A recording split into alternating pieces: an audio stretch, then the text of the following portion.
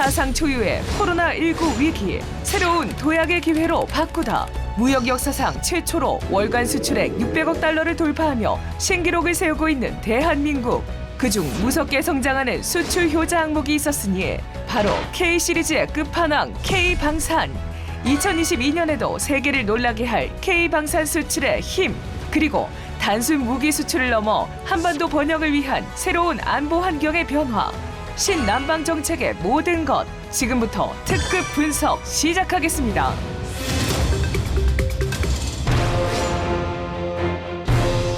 (2021년) 방위산업 수출액은 약 70억 달러를 넘어서며 역대 최대 실적을 기록했습니다.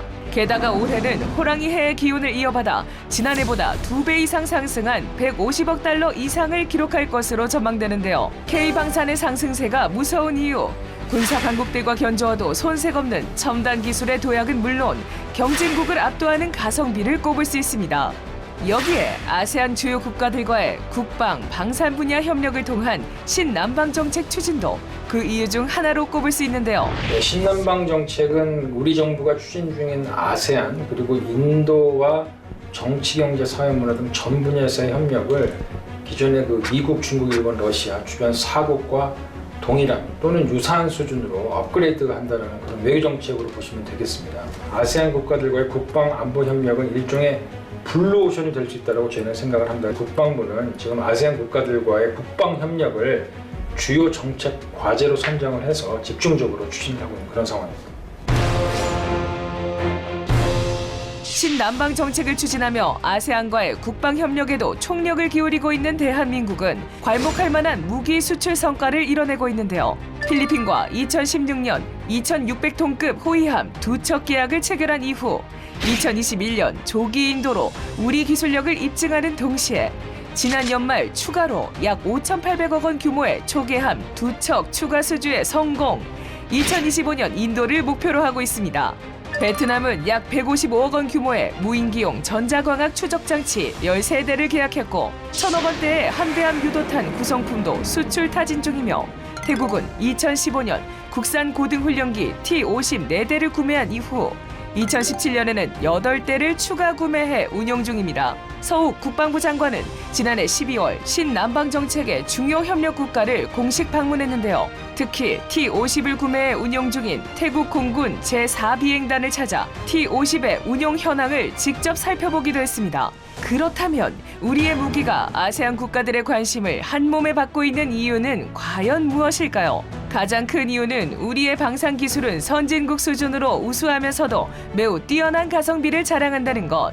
거기에 더해 방산 협력을 통해 단순히 무기 체계를 수출하는 것을 넘어 공동 연구 개발과 생산, 마케팅, 후속 군수 지원 및 교육까지 포함하는 방산, 군수, 기술 협력 연계 추진을 지속하고 있기 때문입니다. 그리고 아세안 국가들과의 무기 수출은 각국의 경제력, 안보 상황에 맞춰 국가별 맞춤형으로 진행 중인데요. 그중에서 가장 주목할 만한 사업은 무엇일까요?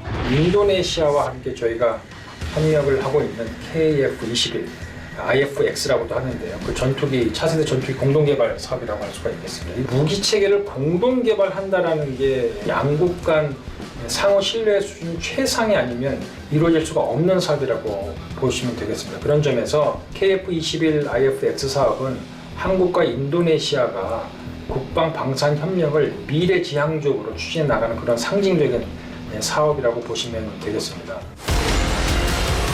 지난해 4월 한국형 차세대 전투기 KF-21 보람의 시제기 출고식 현장. 늠름하고 영롱한 동체, 태극기와 나란히 한 인도네시아 국기가 눈길을 끌었는데요. 인도네시아 정부와 공동으로 단군 이래 최대의 무기 개발 사업을 추진하고 있지만 KF-21을 둘러싼 분담금 미납 문제가 일부 논란이 되고 있는 상황. 과연 무엇이 문제인지 순삭 특급이 속 시원하게 여쭤봤습니다. 워낙 큰 사업이기 때문에 그간 개발 비용 분담 문제를 놓고 다소 우여곡절이 있어서 사업이 지체된 것 또한 사실입니다. 그런데 작년에 4월에 서욱 장관께서 직접 프라보 인도네시아 국방장관을 방한 초청을 했고 그 방한 당시에 이 문제에 대해서도 밀도 있는 협의를 가졌습니다. 그래서 돌파구를 마련을 해서 지금은 원만하게 지금까지는 사업이 차질 없이 진행되고 있다는 말씀을 드리겠습니다. 뿐만 뿐만 아니라 우리 해군이 1986년부터 운용하다 2017년 퇴역한 여수함과 김천함이 베트남에 공여돼 베트남의 바다를 지키고 있는데요. 현재 우리나라는 아세안 국가에 총 27척의 퇴역 함정을 양도하며 아세안 국가 군수 지원에 박차를 가했고 국제 군수 정보 지원 체계 활성화로 후속 군수 지원 체계를 강화하며 우호적인 국방 협력 분위기에 속도를 내고 있습니다. 또한 나날이 증가하는 위협에 대비하기 위해 사이버 안보, 해상 안보 공동 훈련 추진 등 국가별 맞춤형 전략을 통해 신남방 정책의 비약적인 발전을 이루기 위해 노력 중인데요. 아세안 국가들에게 역사적 유사성을 통한 친근함을 넘어 먼저 선진국에 도달한 롤모델로 거듭나고 있는 대한민국. 우리 정부가 야심차게 추진하는 신남방 정책을 통해 상호 간 상생과 번영을 함께할 수 있는 관계로 나아가길 기원합니다.